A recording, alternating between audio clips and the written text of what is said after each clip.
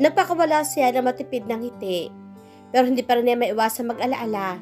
Sana nga ay maganda ang kalabasan ng pagsama niyang iyon kay Spencer. Nagigilty siya. Hindi niya alam kung bakit nagawa niya magtiwala sa isang taong kailan lang ulit niya nakita. Baka magising si Norman at hanapin ako. Ihahatid na kita sa inyo after this. I'll explain to Norman. Hindi pa rin ganap ng panatag ang kanyang kalooban. Hindi nagtagal ay huminto na ang sasakyan. Naramdaman na lamang niyang inaalalayan siya nito pababa doon. Muntik na siyang mapatili ng biglang na lamang siya nito ang kargahin. She wanted to protest but she couldn't. Gustong-gusto niya ang pagkakalapit nila ni Spencer. I leave her alone, he said. I have two maids here. Natutulog kaya roon si Jenna? She asked herself silently. Namalaya na lamang niya, ibinaba na siya ni Spencer sa examination table. This is my clinic. Imporma ulit nito. I only treat close friends and family in this clinic. And I am not a close friend, she told herself. Marami pa itong sinabi bago naramdaman na ina-examine na nito ang kanyang mga mata. Tumagal din ilang minuto. Pagkatapos ay binuhatan siya nito at inalalayang makaupo sa isang sofa. All your other eye structures are in good functioning condition except your cornea. Pagkaraan ay sabi nito. Hindi totoo. Nawala na tayong magagawa rito. There's cornea transplant Laika.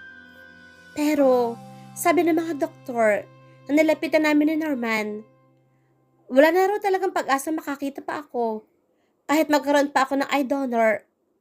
And that's not true. Anito, unless you have certain diseases like leukemia, hepatitis, and tumors of the eye structures. Wala akong nakikitang tumor. Before I was examined, lahat ng klase ng test ay ginawa nila sa akin. Sabi niya, wala akong ibang sakit. Well then, a transplant isn't contraindicated. But to be sure, you still have to undergo a series of medical examinations tomorrow. Sigurado ka ba rito, Spencer? Kinakabahan na naman niyang tanong. I am. All we need is a human donor. Pero hindi madaling hanapin yon. I'll help you. Eyes must be inoculated as soon as possible after the death of a donor. It is recommended that they should be removed within 2 to 6 hours after death. Iyon lamang siguro magiging problema natin. We have to perform the operation on the emergency basis. Kung magkakaroon tayo ng eye donor, malaki ang chance mo makakita ulit Laika. Natatakot siya na natutuwa sa nalaman. Ilang doctors na tumingin sa kanya, pero noon lamang niya narinig na malaki ang chance niya makakita ulit.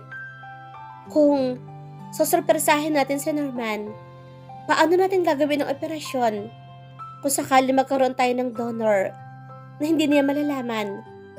Kinakabahan pa rin niyang tanong. Poproblemahin natin yan pag handa na ang lahat. Naramdaman niya ang pagpisil nito sa kanyang baba. Naaasiwang tinabig naman niya ang kamay nito. You want a midnight snack? No thanks, she said softly. I have to go home. Will I expect you tomorrow at the hospital? I'll think about it. Ayoko mangako. Remember that it's for your own benefit. Mas marami ka pang magagawa kapag nanumbalik na ang paningin mo, Laika. Makikita mo na ulit ang mga bagay na matagal mo ng pananabikang muling makita. At kasama ka na ron, sabi ng kanyang isipan. At parang ang hangaring masilayang muli si Spencer, ang nagbigay sa kanya ng panibagong lakas para subukan ang sinasabi nito. Bahala na. Inahatid nga siya ni Spencer sa kanila. Ito na lamang daw ang bahala magpaliwanag kay Norman kapag nagtanong ito kinabukasan. Hindi niya alam kung bakit. Hindi na ito magawang tanggihan. Tila nagulat si Yaya Marcosa na mapagbuksan sila ng gate dahil nagpaalam na at nakaalis na si Spencer ay hindi pa rin niya naririnig ang boses nito.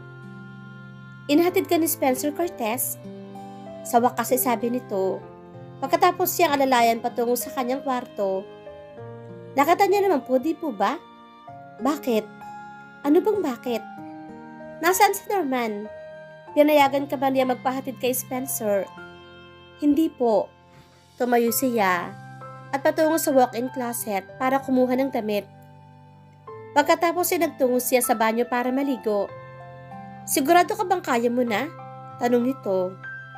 Hindi na kayo nasanay sa akin, Yaya. Aniya, alam niyo namang ito lamang ang kahit paano ay nakakaya kong gawin. Ang kabisaduhin ang lahat ng dako ng kwarto ko at gawin ng mga bagay na hindi ko na dapat pang iniaasa sa ibang tao. Nasaan nga si Norman? Usisa pa rin ito.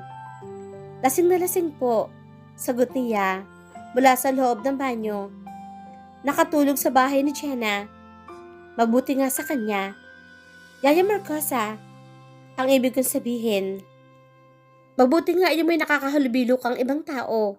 Mabilis namang bawi nito. Hindi yung palaging si Norman na lang ang kasama mo. Hindi ka ba nagsasawa sa kanya? Napailing-iling na lang siya sa tinura ng kanyang yaya. Binuksan niya ang shower at naligo. Kahit paano, ay nakasanayan na niyang gawin iyon. Kailangan nga lamang niya magdahan-dahan para hindi siya madula sa banyo. Humikit siya at lalo pa niyang naramdaman ang sarap ng tubig. Biglang gumiit sa kanyang imahinasyon si Spencer. Parang nararamdaman pa rin niya ang pagkakalapit ng kanilang mga katawan. Parang naaamoy pa rin niya ang pabango nito. Parang nasa tabi lang niya ito. Spencer, nasabi niya. Makakatulog kaya siya na hindi ito naiisip? Oo, nakatulog nga rin siya sa wakas. Pero iyon ay pagkatapos niyang kapain at itabi sa higaan niya ang mga litrato ng binata. Late man nakatulog, ay maaga pa rin nagising si Laika. Hindi niya alam kung bakit. Ganoon na lamang siya kaganang kumain. Mayat maya rin siyang napapangiti. Dahil kaya, kay Spencer, nasa aktong susubo na ulit siya ng pagkain nang bigla siyang matigilan. Naramdaman kasi niya, may mga matang nakatunghay sa kanya. Norman, sabi niya ng maamoy, ang pamilyar na pabango. Are you there? Wala siyang narinig na sagot. Patindi ng patindi ang amoy, kaya alam niyang malapit ito sa kanya. Nagulat na lang siya nang biglang may humabulot sa kanyang bisig at hinawakan siya ng mahigpit. Why? Didn't you wait for me last night? Mataas ang tinig na tanong ni Norman sa kanya. Why? Norman, kasi, basta ka na lamang sumama sa Spencer Cortez na iyon. Dahil nakikipaglandian ka sa kanya. Dahil, Norman, nasasaktan ako. Pahigpit ng pahigpit ang pagkakahawak nito sa kanyang bisig. Nang lamang iyon nangyari at labis siyang nagtataka. Bigla naman siya nitong pinakawalan sa kanyang bisig. I'm sorry. Kapag kuwanay sabi nito, nabiga lang ako, Laika. Alam ko magagalit ka. Kinakabahan pa rin niyang sagot habang hinihimas-himas ang nasaktang braso. Lasing na lasing ka kasi kagabi. Nagmagandang loob lamang si Spencer na ihatid ako. Sabi niya, siya na lamang ang bahala magpaliwanag sa iyo. Palagay naman ang loob ko ng iwang ka sa bahay ni Jenna dahil kaibigan mo siya.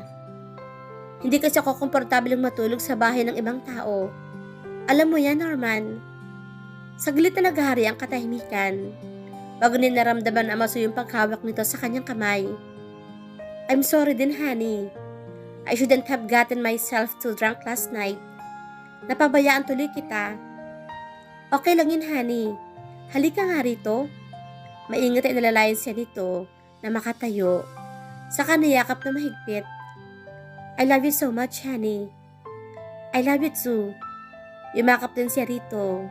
Pero hindi pa rin nawawala ang kanyang atensyon sa bahagyang sumasakit niyang braso.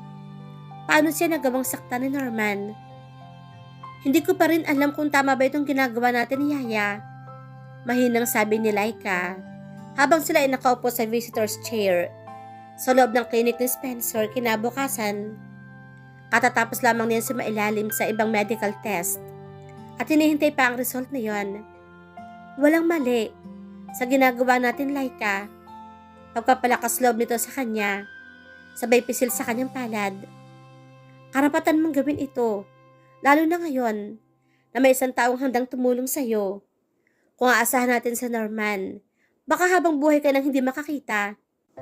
Isipin mo na lang na hindi ka na niya pinapahawak ng pera nyo.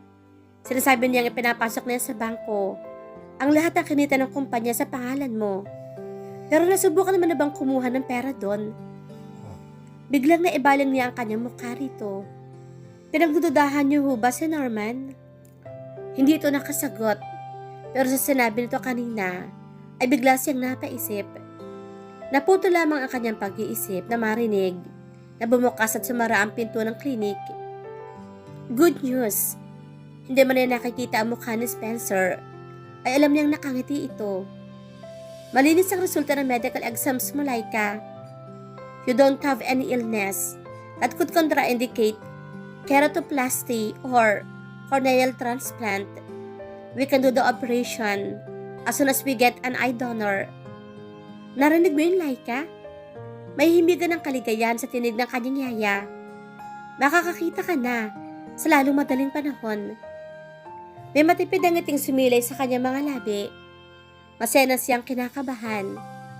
Ano kaya magiging reaksyon ni Norman kapag nalaman nito? Kumikilos siya na mula itong kamalay-malay. Nagawa siya nitong saktan kanina dahil lang sa nagpahatid siya kay Spencer. How much more kapag nalaman nito ang bagay na ginagawa niya ngayon. Pero hindi.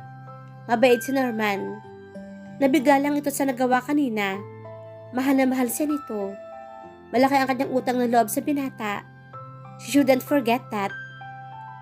I'll help you find an eye donor. Tinig ulit iyon ni Spencer. Just trust me, Laika. And I need your cooperation on this. I'll do everything to restore your eyesight. In the meantime, can we have lunch together? Hindi na. Tanggi niya. Kahit pa sa totoo lang, gustong-gusto pa niya itong makasama. Naiinis siya sa kanyang sarili for betraying Norman. Pero hindi pa rin niya mapigilan ang sariling maramdaman iyon kay Spencer. Ano ka ba naman? Sinukot siya ng kanyang yaya. Pagbigyan mo na si Spencer. Matagal-tagal ka na rin hindi nakakakain sa labas. Yeah, hay nako, sabi nito. At pakaramdam niya ay tumayo na ito mula sa kinuupuan. Mauna na ako. Ihahatid mo naman si Laika, di ba, iho? Oho. Listo nitong sagot. Yeah, para siyang musmos, naiiwan ng kanyang ina. Bye-bye. Paalam ng kanyang yaya. Yun lang. At may narinig siyang pagbukas at pagsara ng pinto. There was a short moment of silence. After that, shall we go? Kapagkuhan ay tanong ni Spencer. Where? Restaurant? Seryoso ka? Kinakabahan siya na nasisiyahan din. Why not? Your parents didn't send you to be a reputable medical school just to become a blind nanny. Sino may sabing magiging yaya mo ako? Sa himig ng boses nito ay may malawak na ngiti ito sa mga labi. Escort mo ako. Whatever happens, I will stay by your side. Hindi kita iiwan, Laika. Parang hinaplos ang kanyang puso sa narinig. Hindi ka ba nahihiyang umakay ng isang bulag? The most beautiful blind woman I've ever seen, he said. Hindi na napigil ang mapangiti. Nang abutin ni Spencer ang kanyang mga kamay para alalayan na siya makatayo, ay hindi na siya pumalag. Mayangat siyang inakay nito palabas ng klinik. We are at the hospital lobby. Kapag kuwan, ay pagbibigay alam nito. Everyone here is looking at us. Bulong pa nito sa kanya. That's what I had told you. Bulong din niya dito. Pagkatawa ng kanila. Imagine, you're a very respected doctor here and you own this hospital. Tapos, umaakay ka lang ng isang bulag. No, they don't look at me because of that. They will look at me because they envy for me for being with someone so beautiful. Lalong lumawak ang pagkakangiti niya. Madalas din naman siyang makarinig na magagandang salita mula kay Norman. Pero iba pa rin kapag si Spencer ang nagsasabi. Noon lamang siya nakaramdam ng sobrang kaligayahan. Pagkatapos sa maraming taon, lalo tuloy siyang nanabik na magkaroon ng mga paningin upang masilayang muli si Spencer. Hindi nga siya nito iniwan hanggang sa kumakain ng sila sa isang restaurant. Tinulungan siya nito sa pagkain sa paraang hindi siya mapahiya sa iba. Nasaan na tayo? Tanong niya pagkatapos kumain. Ay sinama pa siya ni Spencer sa kung saan. Nasa labas tayo ng restaurant. Sagot ito, it's a fern garden. Maraming orchids at magagandang halaman dito. May water fountain sa gitna. Hindi pa gabi, pero nakabukas na mga ilaw. Napangiti siya. Parang nakikita na rin kasi niya ang lugar na sinasabi nito. Malawak dito. Muling saad ni Spencer. Pwede tayo maghabulan. Maghabulan. Muling bumalik sa kanyang isipan ang masayang tagpo sa campus noon noong hinahabol siya nito para agawin sa kanyang kamera. Maraming nangyari nang umalis ako ng university. Maya-maya ay sabi nito. Inalalayan siya nito paupo sa isang bench. Nagkahiwalay ang parents ko. Na-miss ko ang mga old friends ko. Na-miss ko ang hipost. Nakakamiss ang college life, di ba? Bigla nagseryoso ang lahat na maging doktor na ako. Buti na lang, may isang super kalog body na tulad ni Kaloy. You met him, right? Napatango siya. Ilang sadaling naghari ang katahimikan. Bago na muling narinig ang boses ito. Do you love him? Who? Napakunot noon niyang tanong. Norman. Who? What a question. Kapag kuwan ay bawi nito. Of course you do. Kaya nga, papakasal ka sa kanya, di ba? Do you love Jenna? Balit niyang tanong rito. I'm sure you do. Aniya, nang wala siyang narinig na sagot dito. Parang hindi ba tuloy ang kanyang puso sa isiping iyon. Napakaslot siya ng maramdaman ang paggagap nito sa kanyang palad. I'm happy that our path had crossed again, Laika. I swear. Muling simili ang matamis ng ngiti sa kanyang mga labi. Ni minsan ay hindi na narinig ang mga salitang iyon dito noon.